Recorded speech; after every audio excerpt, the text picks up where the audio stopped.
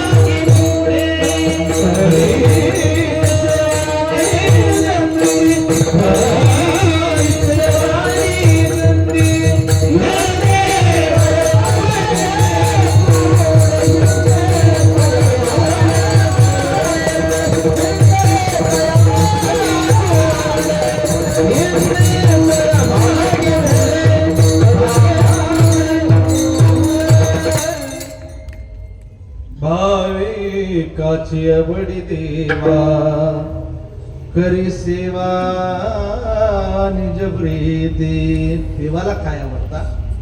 देवाला भाविक आवडतात. आणि लक्षात घ्या, जे भाविक आवडतात भगवान परमात्मा त्यांची सेवा करत असतो. सेवा कोणत्याही प्रकारची असो, फक्त लक्षात घ्या भाविक तसा पाहिजे.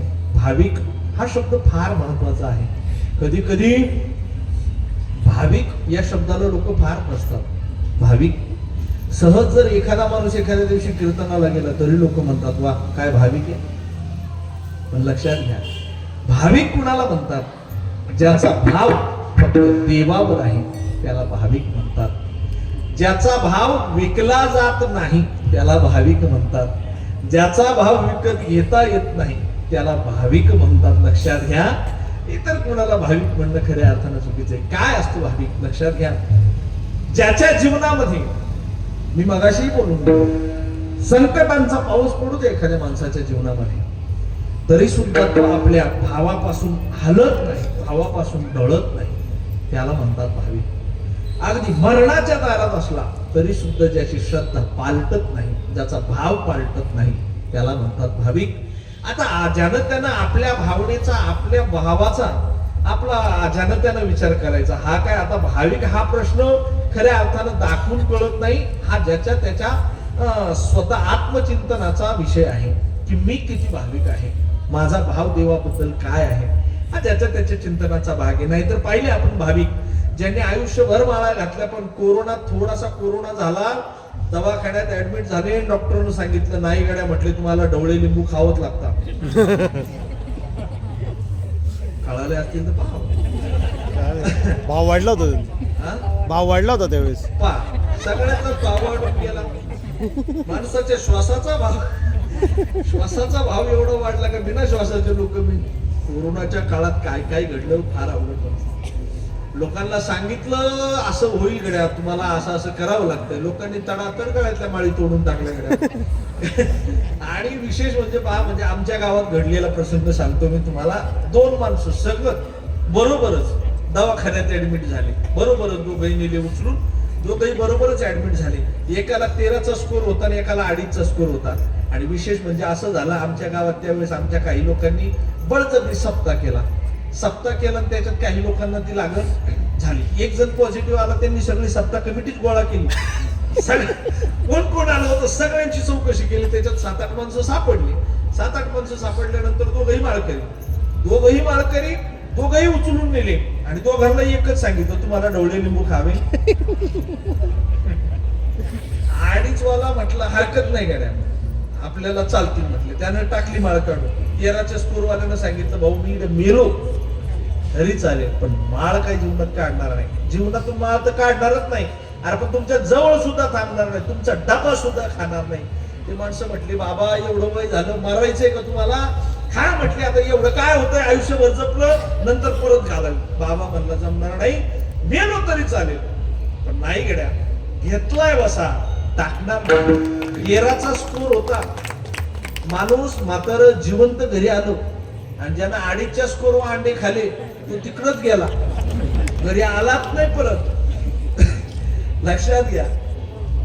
भाव आपला काय, तुमच्या जीवनामध्ये तुमचा जर भाव त्या देवाबद्दल जर चांगला असेल ना, तर तुमच्या जीवनामधील प्रत्येक संकट निवारण करण्याचं काम तो भगवान परमात्मा करत असतो. फक्त मनामध्ये भाव तसा पाहिजे, देवा तुझं आहे गड्या, तुला जसं करून घेता येतील तसं करून घे. बस तुझा सेवक आहे, ती जबाबदारी तू माझ्यावर टाकलीस ना, तेवढी मी पार पाडेल. याच्या पलीकडे मला काही करता येणार नाही. शेवटी करणं न करणं हे तुझ्या हातामध्ये आहे. आले भागात ते करीतो. महाराज म्हणतात, जीवनामध्ये मी काहीच करत नाही, जे जे माझ्या नशिबात येते मी फक्त करतो. पण लक्षात घे, त्याला फळ किती द्यायचे हे तुझ्या हातात आहे. फळ किती द्यायचं हे तुझ्या हातात आहे. याच्यावरून ठरत असतं की माणसानं देवाप्रती आपला भाव कसा ठेवला पाहिजे. लक्षात घ्या, या आपल्या सकल संतांमध्ये एक साधू होऊन गेले, एक संत झाले, त्यांचं नाव नाथ महाराज. एकनाथ महाराजांच्या जीवनामध्ये देवाबद्दलची एवढी श्रद्धा आहे, अगदी 8 पिढ्यांपासून, अनादी पिढ्यांपासून घरामध्ये चालत असणारा परमार्थ आहे. आणि आपल्या सगळ्या संतांमध्ये सगळ्यात श्रेष्ठ संत, श्रीमंत संत जर कोण असतील तर ते नाथ महाराज होते. किती श्रीमंत होते माहितीये? नाथ महाराजांच्या घरी जर एखादा भिकारी जेवायला गेला, भिकारी जरी जेवायला गेला तर त्याला सोन्याच्या ताटात वाढलं जायचं. आपल्याकडे पितळाचे राहिले नाही भाऊ पाहिला, पितळाचे सुद्धा नाही राहिले, चांदी तर लय लांब गेली. सोनं तर आता काय, आता विचारूच नाही. सोनं आता काय 80-85 वर गेलं ते 16 का 80. तेव्हा आपल्याला पितळाचे ताट नाही राहिले. नाथ महाराजांच्या घरी सोन्याच्या ताटामध्ये भिकाऱ्याला वाढलं जायचं.